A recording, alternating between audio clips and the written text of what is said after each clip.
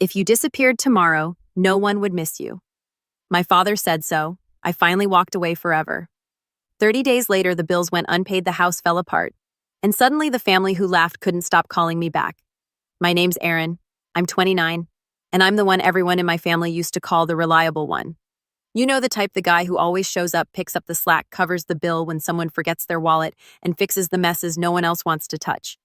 For a long time, I wore that label like a badge of honor. I thought being dependable was a good thing. But somewhere along the way, that reliability turned into expectation, then obligation, then something uglier. It became a leash. It all came to a head on my birthday last year, my 29th. Nothing big, just a casual family dinner at my parents' house. Mom made her usual lasagna. My sister brought her 2 kids and pretended they didn't exist while they ran wild. And my brother Nate rolled in late with the usual air of smugness and a bottle of wine he probably took from a client. Classic Nate move. He's 4 years younger than me and somehow still treated like the golden child, despite holding a revolving door of jobs and a bank account that never had more than 3 digits. Meanwhile, I had a stable job in it, owned my condo, paid off my car, and here's the kicker, was covering most of my parents' bills quietly for the past 3 years. They never asked directly. It started with a just for this month sweetheart moment after Dad's business hit a rough patch. Then came the mortgage, then the utilities. Then suddenly, I was the one paying for repairs, groceries, and even covering for Nate when he messed up again. And I did it quietly because I thought I was helping, because I thought, well, someone has to step up. That night, though, something cracked. The dinner started fine, if a bit tense like always. My mom fussed over Nate's tie. He hadn't even worn one while Dad made one of his usual jabs about how I was still single because I worked too much. I laughed it off like I always do. Then came the cake. It was store-bought, but whatever. They sang happy birthday half-heartedly, mostly out of tune, but I smiled anyway. Then Dad raised his glass and said to Erin, "May he never disappear or we'd have no one left to fix our messes." The table chuckled. Then he added it, the line that still echoes in my head. "If you disappeared tomorrow, no one would miss you." The words hit me like a slap, but it was the reaction that gutted me. Nate laughed. Mom didn't say a word, just smiled and nodded like it was some sort of joke she'd heard before. My niece asked what disappeared meant, and no one even blinked. I stared at them. My own family. These people I had spent the last several years supporting emotionally, financially, and mentally, and they were laughing like I was a joke, like I didn't matter. I excused myself quietly and left the house before anyone noticed I hadn't cut the cake. I didn't cry that night. I didn't scream or throw things. I just sat in my car for 2 hours in silence. That silence told me more than their words ever could. For the next 2 weeks, I went about my life like nothing had happened. I still paid the electric bill, still covered Mom's credit card, still Venmo'd Nate when he texted me some nonsense about being short on rent. But I also started planning quietly, carefully, because I realized something. They didn't just take me for granted. They depended on me. They needed me. But I didn't need them. I didn't show up for Sunday dinner the next week. Mom texted me a passive-aggressive "missed you," and I ignored it. Nate sent a laughing emoji. Classy. I didn't respond. The week after that, I forgot to send the money for the water bill on purpose. They called confused. I said I was tight on cash this month. That was the first ripple. The next time Dad called, I let it go to voicemail. When I listened to it later, it was 30 seconds of silence. Then a sigh, then a sharp, "Call me when you can, Erin." No apology, just a command. 2 weeks later, I changed my phone number. Then I resigned from my job. You see, over the years, I had saved up quite a bit. I'd always lived modestly. No vacations, no big spending, just a quiet life and a steadily growing bank account. I had a little over $180,000 tucked away. I sold my condo, liquidated some investments. By the end of the month, I had just shy of $4 million and no obligations tying me down. I found a place out west, a small town I'd visited once on a solo hiking trip. Peaceful, quiet, isolated. I packed up, signed a lease under a new name, and vanished. No goodbye, no note, just gone. I cut off every digital footprint they could trace. I deleted my socials, closed, my old email canceled, every account tied to the bills, and I watched, not out of malice.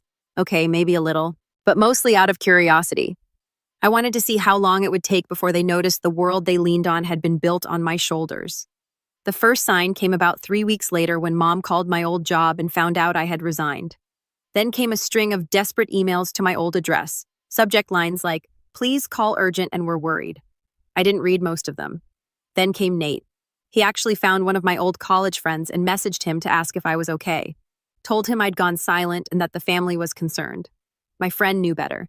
He told him I was fine, just busy. The desperation ramped up fast. The mortgage didn't get paid. The utilities were cut. Dad's pride wouldn't let him admit anything to the extended family. So they just told everyone I was traveling for work. In reality, they were drowning. Nate had no money to cover their losses. Mom's credit card started bouncing. Dad had a minor health scare, and they couldn't afford the medical bills. For the first time, they had to ask for help from the very relatives they'd spent years quietly judging. And I spent my mornings sipping coffee on a porch that overlooked mountains. I went on long walks. I read books. I breathed for the first time in a decade. But that peace wouldn't last forever, because about a month later something happened. Something that pulled me right back into their orbit whether I wanted it or not. It started with a knock on my new door. And standing there was someone I never expected to see. It was my cousin Jenna. Now before I explain how she found me, let me back up. Jenna was the only person in our extended family I had ever really clicked with. We weren't close, but she always treated me like I was more than a wallet. She had this way of asking how are you that made you believe she actually wanted to know. But we hadn't talked much in years. She moved to Oregon for grad school, got married, had a kid, lived her life. So when she showed up on my doorstep in the middle of nowhere, I didn't know whether to be alarmed or weirdly touched. She looked exhausted. Not physically, more like the kind of emotional tired that clings to your bones. "Aaron," she said, stepping back like she wasn't even sure I'd let her in. "I'm sorry to show up like this. I didn't know where else to go." I blinked. "Jenna, how did you—" "I didn't," she admitted. "Not really, but I remembered you talking about this town years ago when you visited." I made a guess, called every rental property in the area for 2 weeks until someone mentioned a quiet guy who paid a year's rent up front in cash. I almost laughed. Almost. But her expression stopped me. This wasn't just a casual visit. "What's going on?" I asked, stepping aside so she could come in. She walked in slowly, looking around like the place was too peaceful for what she was about to say. We sat. I offered tea. She didn't touch it. "They're losing everything," she said finally. "Your parents. Nate, the house is in foreclosure. Utilities were shut off last week. Your dad had some kind of panic attack. Refused to go to the hospital because they couldn't afford it. Nate tried to pawn your old gaming PC. They're a mess." I didn't say anything. "They told everyone you had a breakdown," she added, "that you just snapped, disappeared, that they're worried sick." I almost laughed again, but it came out dry and bitter. Of course they are. No one left to pay for their mistakes. Jenna didn't argue. She didn't defend them. That's why I let her stay. She just nodded slowly and said, "I figured that's what happened." I sat with that silence for a long moment before I finally asked, "Why are you really here, Jenna?" She looked up at me, and for the first time I saw something behind the calm, a flicker of uncertainty. "Because they're scared, and because part of me hoped you'd want to know." I didn't respond. She leaned forward slightly as if trying to meet me halfway. "Aaron, I'm not asking you to fix it. God knows they don't deserve that, but I thought you should hear it from someone who isn't expecting anything." And that's when she handed me the envelope. It was addressed to me in my mom's handwriting, the same handwriting that used to label my school lunch bags and birthday cards when I was a kid. The sight of it made my stomach twist. I didn't open it. Jenna stayed the night in the guest room. She didn't push me to read it, and I didn't offer to talk. In the morning, she left quietly, thanking me for the bed and for not slamming the door in her face. After she left, I sat with that envelope for hours. I turned it over in my hands, stared at the seal, thought about every memory that had led to this point. The birthdays I paid for, the dinners I cooked, the nights I stayed up helping Nate with emergencies, the moment at that table when they all laughed as my dad casually erased me. I opened it. The letter was 2 pages, handwritten, shaky, emotional in the way someone writes when they're scared of consequences, not when they feel genuine regret. "Aaron, we don't know what happened.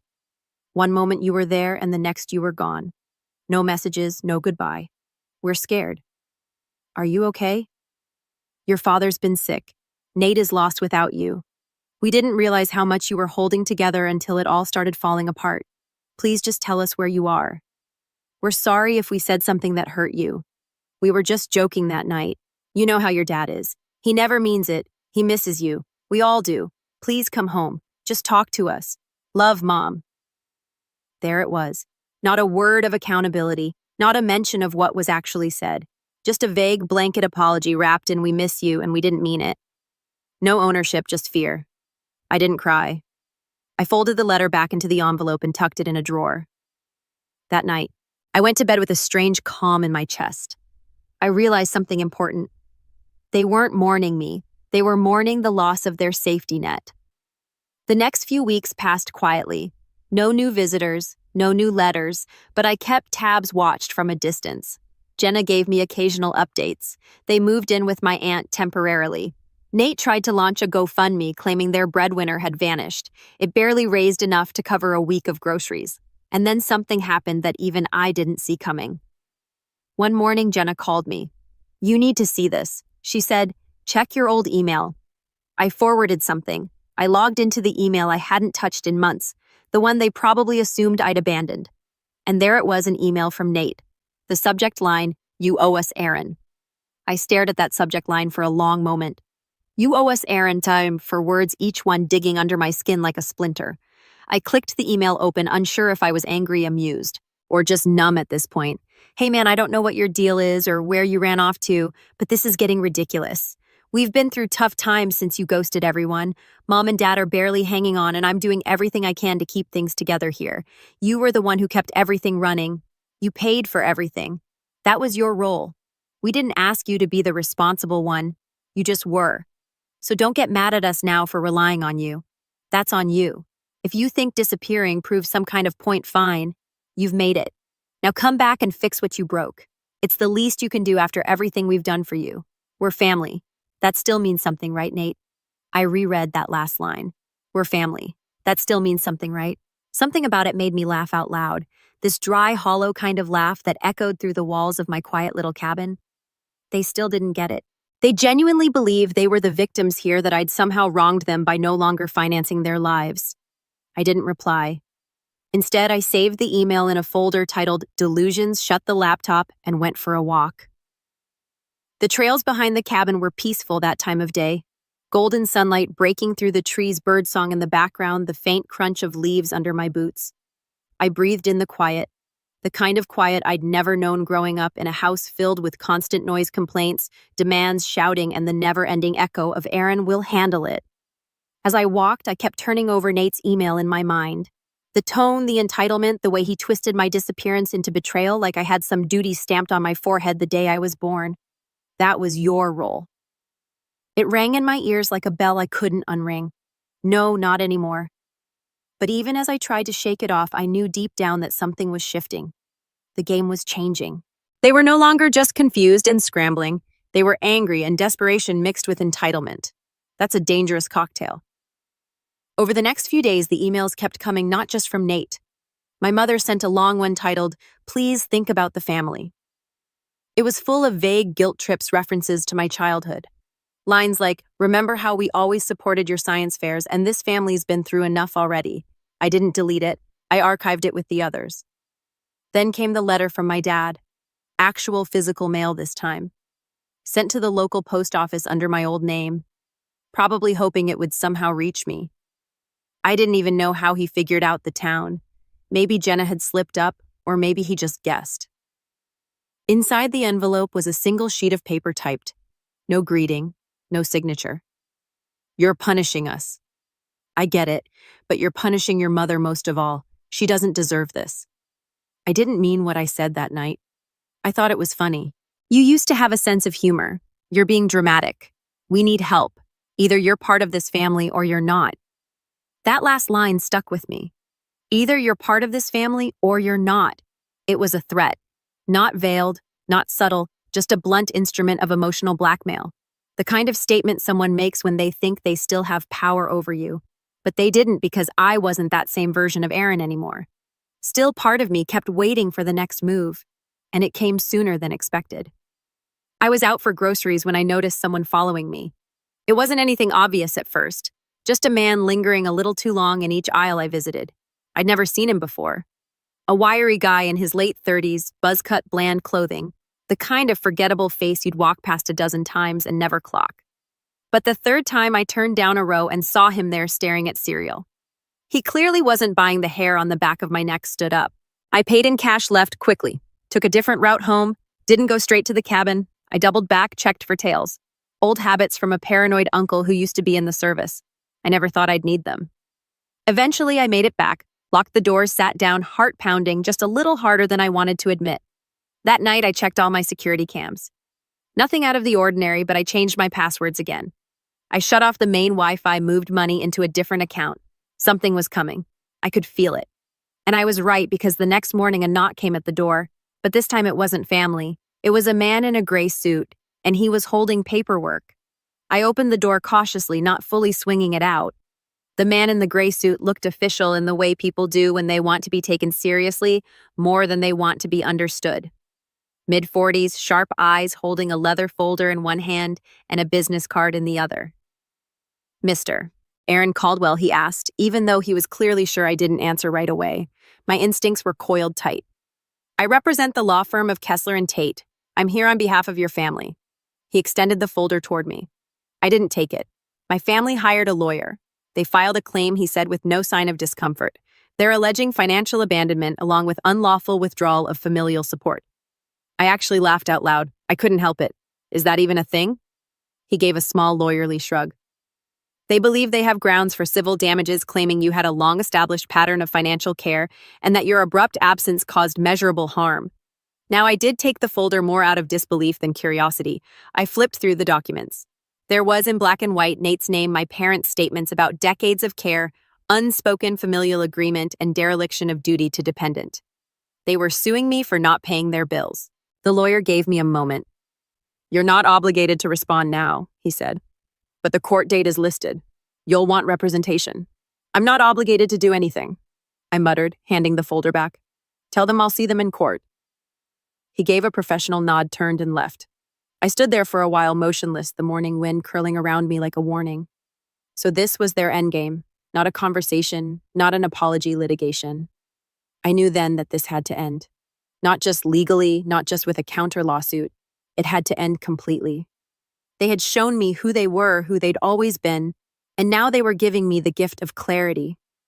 I'd spent most of my adult life believing that love meant sacrifice, that family meant endurance. But they had made it clear to them love meant control and family meant obedience. And I was done. I didn't waste time. I hired a lawyer of my own, Rhea Sharp, no-nonsense woman with a background in family law and a distaste for emotional blackmail. After she read through their case, she actually rolled her eyes and said, "You've got to be kidding me. This wouldn't hold up in a reality TV court, let alone a real one." Still, we prepared. We documented everything. Every wire transfer, every receipt, every text from Nate asking for money, every bank statement showing the mortgage payments that had come out of my account. We created a full timeline, 7 years of quiet, steady financial support, all backed up with evidence. Not because I needed to defend myself morally. I already knew I'd done more than my share, but because we needed to shut this down so thoroughly they'd never dare try it again. 2 months later, we stood in front of a judge. They actually showed up, all three of them. My father looked thinner than I remembered, but still held his head high, that same steel in his eyes. My mother looked tired, worn down. Nate, he looked smug, like he thought this was his golden ticket. I wondered if he was already mentally spending whatever payout he thought was coming. The courtroom was quiet as the judge leafed through the case file. Then Rhea stood. She didn't hold back. "Your Honor," she said, "the plaintiff's claim hinges on an idea that familial obligation equals legal responsibility. That's simply because my client provided support willingly, without condition. He is now financially and legally bound to continue doing so. But there is no contract, no agreement, no power of attorney, no co-signed loans, just decades of generosity, repaid with entitlement." She submitted our documentation, over 100 pages. When it was my father's turn, he tried to frame it emotionally. "Your Honor, this isn't just about money. It's about betrayal. My son was a pillar in our family. He disappeared without warning, leaving us to pick up the pieces."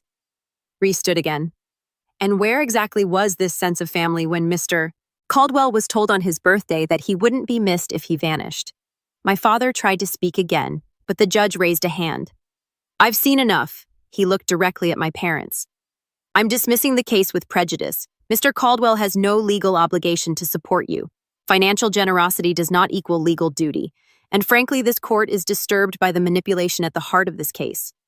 Then he turned to me. "Mr. Caldwell, I hope you understand that walking away was your right." I nodded once. "I do now." As the gavel came down, the sound echoed like a final door slamming shut. Outside the courtroom, they tried one last time. My mom rushed after me. "Aaron, wait, please. We didn't know it would come to this. We were just scared." I turned, looked at her. At the woman who once made me soup when I was sick, who kissed my forehead goodnight when I was 7, and who sat silently while I was told I wouldn't be missed. I believe you, I said. But being scared doesn't justify what you did. It never did. Nate opened his mouth, but I raised a hand. Just don't. I walked away. That was over a year ago. Since then, I've rebuilt my life on my terms. I still live in the same cabin, still hiked those trails. I started teaching coding part-time online and finally finished that book I always said I'd write. It's not about revenge or family. It's about freedom and finding out who you are when no one else is telling you. I haven't heard from them since. Sometimes I think about that birthday dinner. The laughter, the smugness, the way they treated my existence as disposable. And then I think about now the silence, the peace. They were right in a way. I did disappear. And not one of them truly missed me. But I don't miss them either. And that more than anything tells me I made the right choice.